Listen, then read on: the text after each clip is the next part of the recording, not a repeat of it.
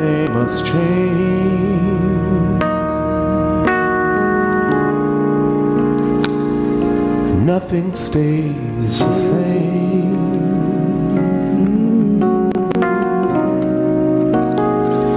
Everyone must change and transform. Nothing and no one goes and stays the same. The young become the old.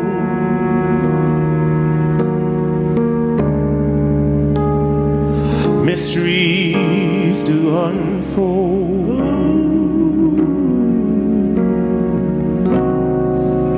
That's the way of time.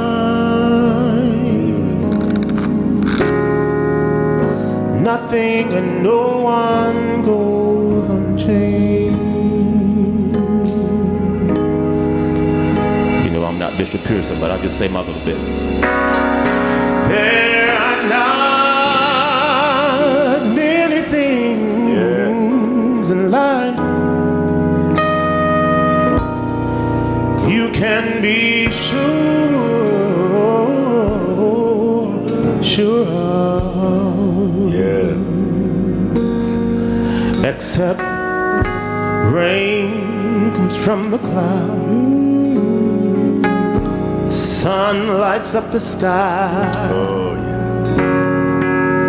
Hummingbirds do fly. Everything must change. Yeah.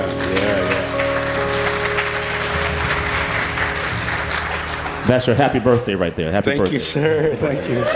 Come on.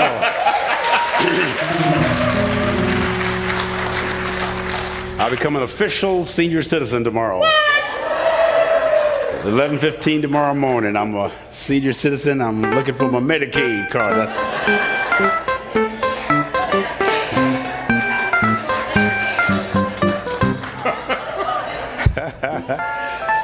I'm in one of those, please.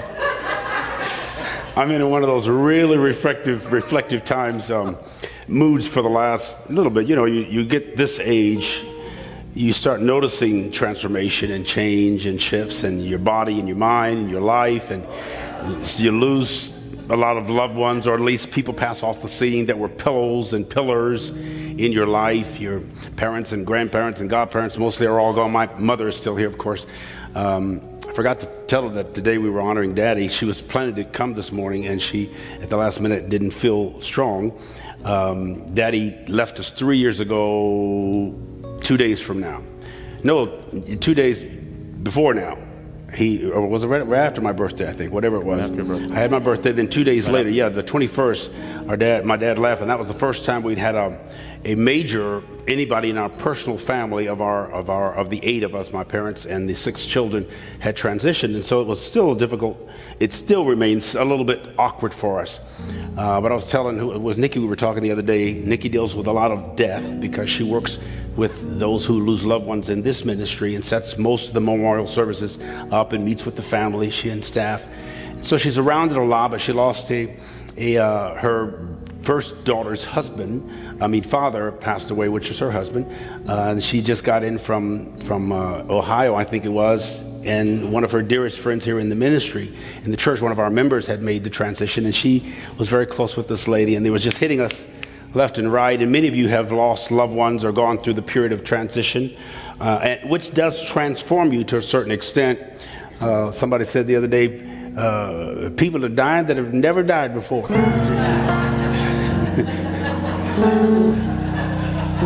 Come on, it'll settle in there a minute. But as you've heard me say a lot the last few weeks, when somebody says to you, how are you doing? They're basically saying, how are you dying?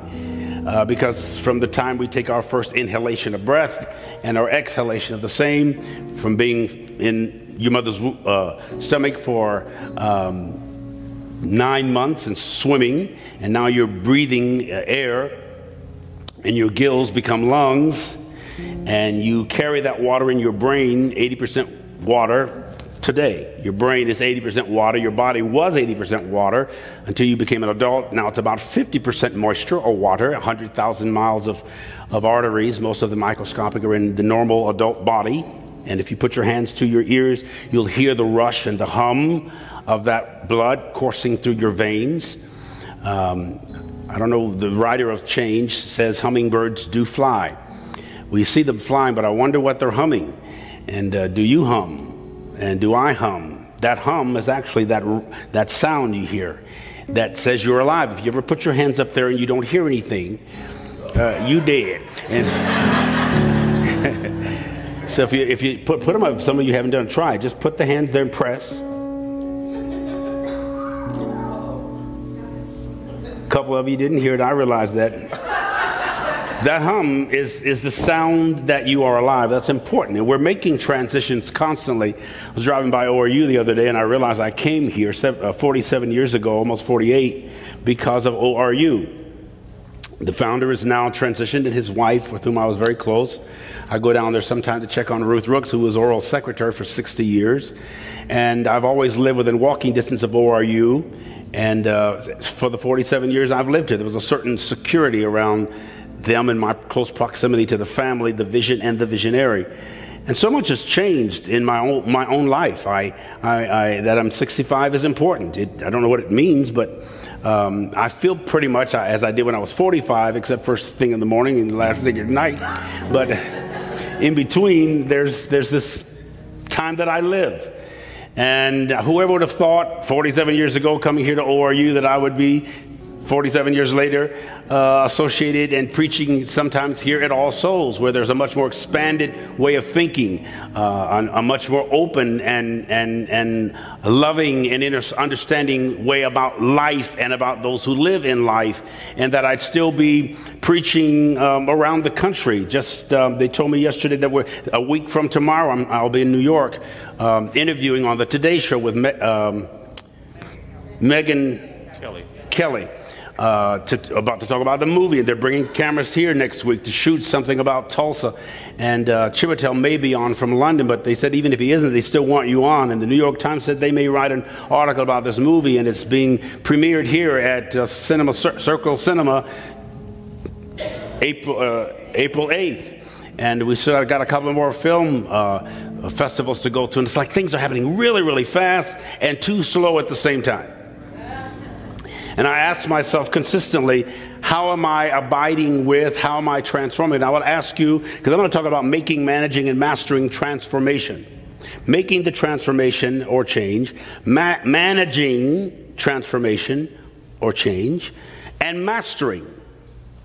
That includes death, dying, living, doing, being, thinking, rehearsing, reminding, remembering, reconnecting, recollecting, reassembling, refiguring, talking with change, as Carmen so excellently shared, talking with the issues in your life. Why has this change come? What are you here for? How am I to cooperate with you, whether that's cancer, which I dealt with 15 years ago, and asked the same question, why are you here? I know you didn't come to kill me, so I'm going to give you a name, and I'm going to call you my teacher. Whatever you need to teach me, teach it quickly, and get on down the road. What is everything happening in our lives for? And I would ask you, as I have many times before, what is working for you? Today, 2018, February, that's what I'm saying, March 18. Yes. 2018, what's working for you? Happy birthday. What's being born anew in you? Or happy board day. Sometimes it's just boring. What's happening? What's working for you? And then, of course, what's not working in your life? And if you were to make a list of the two, which would be the longest? What's working for me? What's not working for me? What's working on me? What keeps me awake at night? What is the itch that I find difficulty scratching? What's working as me? How do I show up in the world? How do I show up in my relationships or on the job or with my family? My friends, even with those who are perceived to be enemies. How do I show up? What energy do I send into the universe or bring into a room? What sign do I bear or carry? And then what do you perceive as working against you? And all of those questions will be addressed somehow by what you believe about you and why you believe that about you. So when I say what's working for you, I'm also saying what do you believe about you, because that will determine what's working for you. And what do you believe and why do you believe that particular thing about you, whatever it is? Because that will affect how you show up in the world. Your self-perception and your self-experience are inextricable. They are inextricably connected. They are inseparably connected. How you view yourself will be how you experience yourself, how you express yourself or expose yourself, how you make plain yourself, the complexity of who you are. All that involves continual transformation. We talk about expansion. It means to become or make larger, to make yourself more extensive, not necessarily expensive, but extensive. How are you different today than you were 6 months ago, or 6 days ago, or 6 years ago, or 60 years ago? In what ways have you extended yourself? Are you freer? Are you more liberated? Are you more concerned or conservative? Are you less nervous or less tense, or more nervous and more tense? Do you care less or care more? What keeps you awake? What makes you sleepy? What bores you? What excites you? What incentives are in your life? How active are you in your life? How active are you in life? How you dying? I'm dying pretty good today. I'm not dying so good. How are you doing? How you doing? How your mom and them doing? What's happening in you? What's happening to you? Because life doesn't just happen to you. Life happens through you, and life happens as you. How are you managing your transformations? Trans means to go beyond or to be elsewhere or to change the form. Transformation, the formation or the form or the information or the formula of yourself. What formula are you living by? Or what formula are you living with? We live in a nation and a world dominated by uncertainty, by change and insecurity, which leads to fear and anxiety. Alarm, which in the original term in English for alarm was a call to arms. When the alarm went off, everybody picked up their guns. We've sold 200 million in this country since Obama became president. Strange, why all of a sudden people need guns? And teachers are now thinking about guns, and students and people are training and learning. There is a call to arms because people are alarmed, and the only reason they are alarmed is because there's transformation occurring, and we don't know how to manage transformation. We don't know how to shift. I told you the other day, Stevie Wonder actually asked me on the phone, what do I think about Black Panther? What's the name of the place? Wakanda. That's what I was saying. Work on condom. Well, how are you going to handle Wakanda? It actually means the whole idea. And I said, so you believe in you? He said, I believe in Wakanda. We were talking about him writing a theme song for the movie. Too late. I was asking him the day of when they were doing the final score, and he was going to do it. But he said, well, have you seen Black Panther? I said, no. He said, well, when you see it, I want to say, have you seen it? 'Cause you. I actually did. He said, I can see. He said, I can sense. I can feel. I can hear. And he kind of has a peripheral vision, just kind of he can feel things, but he can't see anything specifically. He said, but I could feel it. I said, what did you feel? He said, I felt Wakanda. I believe that it exists. That's the first human beings that I've ever spoken to that said he actually believed in utopia. I said, you know what utopia is? You, in the Greek, you means no. Topos means place, no place. Nowhere. But if you take the W from where and move it over to no, it becomes now here. If there is a utopia, it would be now here if you move something around, that W. And it becomes now here in your heart, in your spirit, in yourself, in your soul. You can be a place or a pace or a space where peace prevails.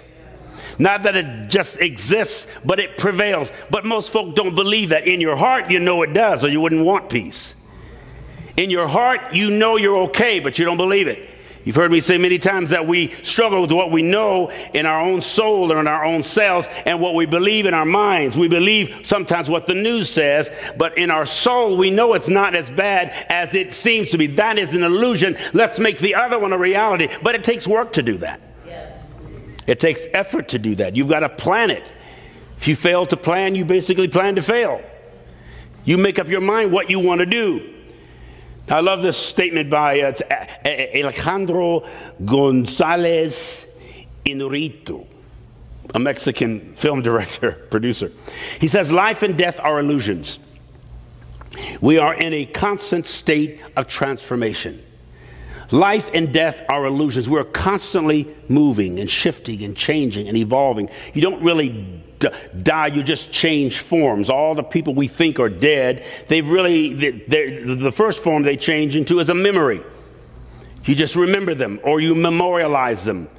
Some people go to graves, or some people go around here where we put right behind this evergreen tree, right at the bottom of it, we sprinkle ashes. My dad's ashes have arrived. I've packaged them for my sisters to send them around the country, and we'll put some here, and I'll take some to the Pacific Ocean, and I'll take some out to his old ranch where Dad used to live.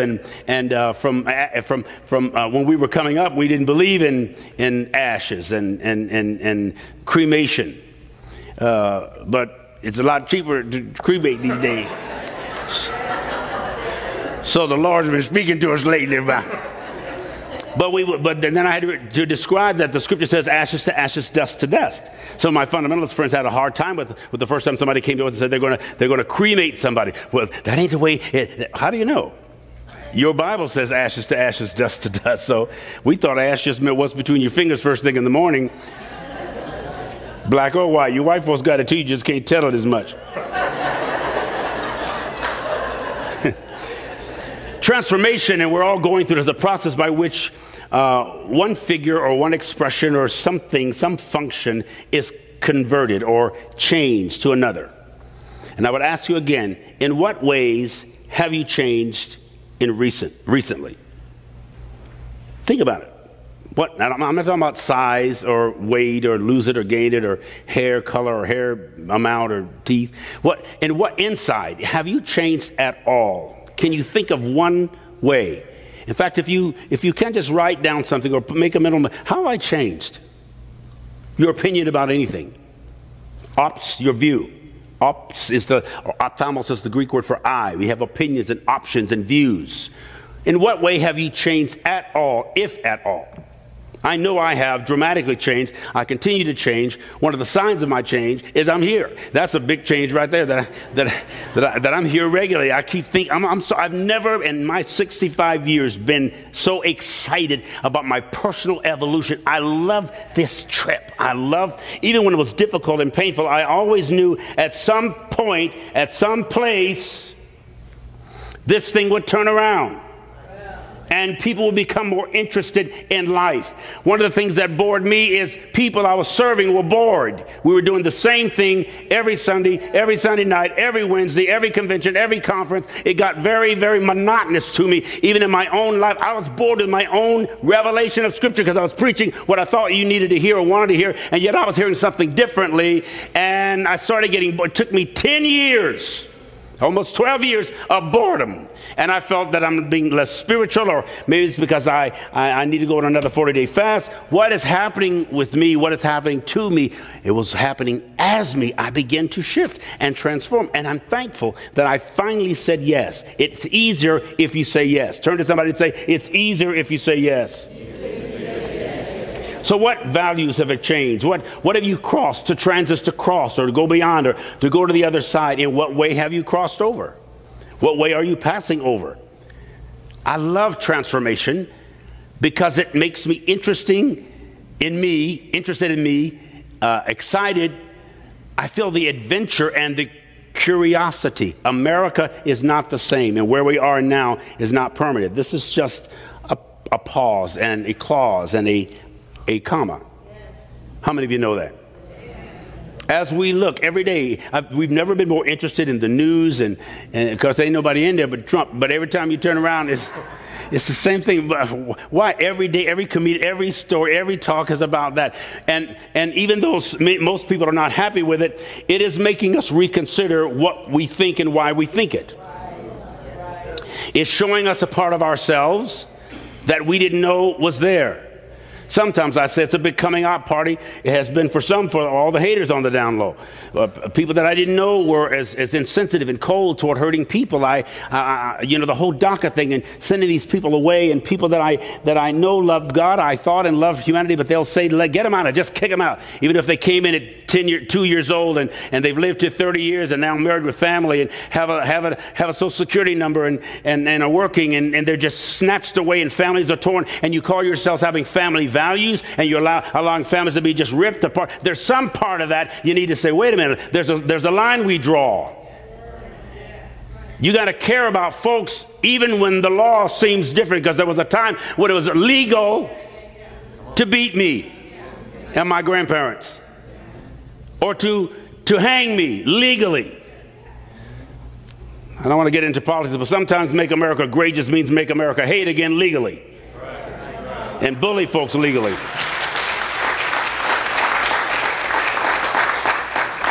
Some of you have been through transformation since the election. You've changed your opinion about stuff. There's a lot of cultures now. This election last week in Pennsylvania, it shocked a lot of people, even the Pennsylvanians. A district that had 28%, that the president won by 28%, and now he lost, and that party lost, and people are rethinking, and it's okay to rethink. I go back and forth, I change, but I'm open to it. Turn to somebody and say, I'm open to change. Radical change. Now, the word radical means rudimentary. It comes from a word that means root. Where there's fruit, there's root. Ask yourself, what fruit is in my life? Am I happy? Am I sad? Am I angry? Am I glad? Am I sensitive? Am I suspicious? Am I comfortable? Am I vindictive? Am I revengeful or vengeful? Am I happy? Or am I just tolerant? Do I like me? Do I like being me? Do I like being? Do I have a silent death wish? Am I suicidal or homicidal? Do I want to kill somebody? You know, all of that lives in all of us at sometimes. Everybody once in a while think, I wonder what it would be if I wasn't here. What would my family think then if I wasn't here? And some of you think, what if they wasn't here? How am I dying? How am I lying? How am I living? What needs to shift inside of me? Put your arms around yourself and just do this for a minute. What's the root that causes the fruit in my life? Look at me, please. If you don't like you, that's fruit. That's a symptom of a source. Don't treat the symptom. Go to the source. Why don't you like you? It might be because you thought your parents didn't like you. You never doubted their love. You felt your siblings didn't really like you because you were the only one who didn't get to play with them. You go to school where you think people tolerate you. You don't feel pretty or attractive or pleasant. You feel just, you don't quite fit. You're suspicious of the people you love the most and you know that love you the most. You still doubt, even though you know they love you, you don't believe it. The person you sleep beside every night or with. You want your kids to like you and your siblings to like you and your dead parents to like you. You're going to work tomorrow. Will they like me? Do they really want me there? And you're going to do something that you think will impact them and make them like you more when you come in, and you hate the job. These are not criticisms, these are observations. I'm an existentialist more than I've ever been in my life. I have such respect for the elegance, eloquence, and excellence, forward thrust, of human beings being human. That's part of my transformation. I'm not concerned about you going to heaven or hell. I'm concerned about you living heaven and not hell here. It's important right now, the impact that you have. Put your arms around yourself one more time. We're almost finished. Let me remind you that you are amazing,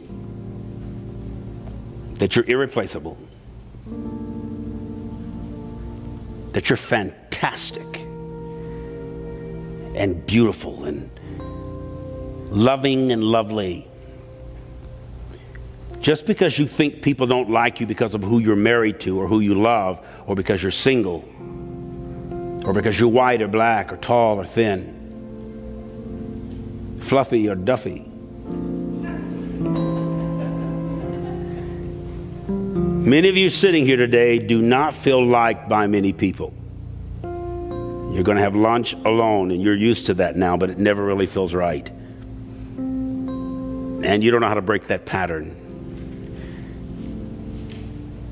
It's almost frightening, more frightening or less frightening to be alone than to test to see if anybody likes you and you find out they really don't. And then it's astounding if you find out they really do.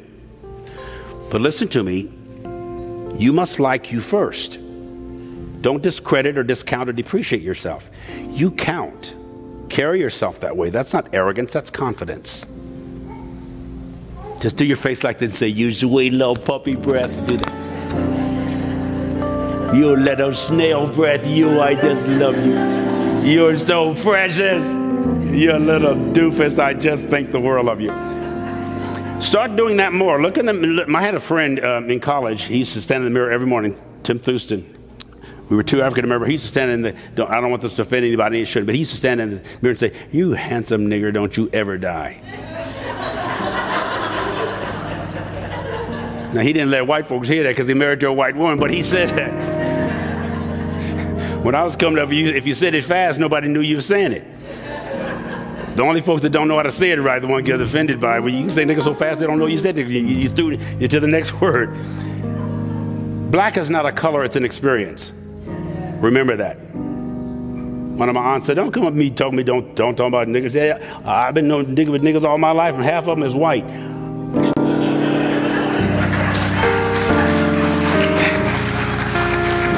I don't get upset about stuff like that as much. We'll see you in a couple of hours. I hope some of you who will come for the Caring for Candace. It's a young woman that's in the hospital now. She can't be there today because she's very close to dying. She has cancer. Started out with her breast, now brain and back and all parts of her body. And she's a mother, and Walter Armstrong is having us to come. Gina and I are going to host it. And her mother's husband left her. She quit her job to take care of her daughter. They're out of money, and we just want to help. So those of you who will join us at the Greenwood Cultural Center, and if you want a ticket, you can get it from, the tickets are only $20, you get it from Nikki. And if you really want to go and you can't afford it, just tell her, I'll pay for your ticket. Doesn't matter who you are. If you want to come today to show your love for this precious family, you do that, and we will help you if you want to come. Now, don't just do it just for the fun of it. We're going to really love on this family and love the young lady and do what we can to bless her and to embrace her, because she counts and you count as well. Now stretch your hands real tall and say, I'm good. I'm getting better at being me all the time. Say, I'll make the transformation. I'll manage the transformation. And I will master transformation. Because I got this, I got it, I got it, I got it, I am it. Let's all stand together. You're my brother, you're my sister, so take me by the hand. Together we will work until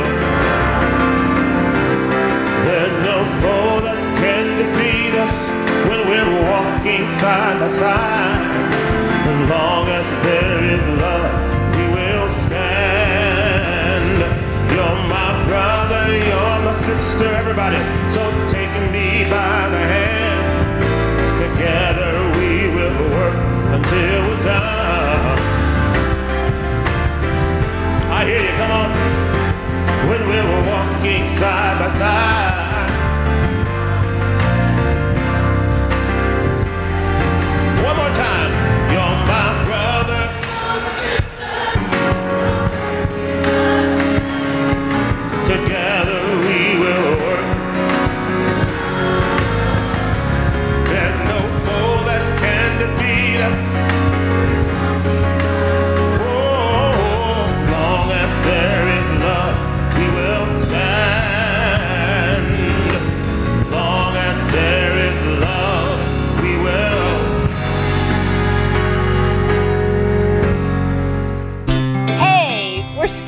happy you're visiting with us online today.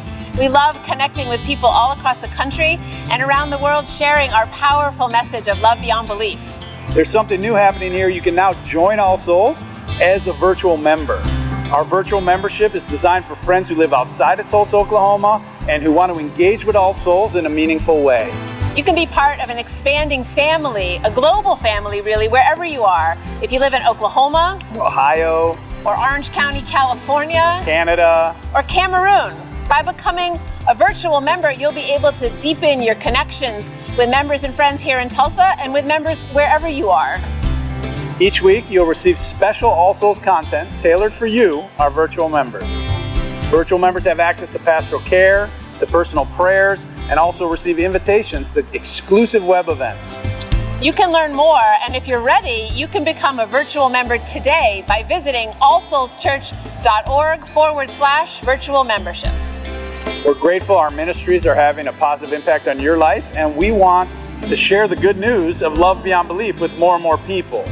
So no matter what, we need your support to keep this ministry growing and thriving, so please consider making a gift today. You can do so by texting LOVEBB for Love Beyond Belief to 73256 or simply visit our website. You are a blessing in our lives.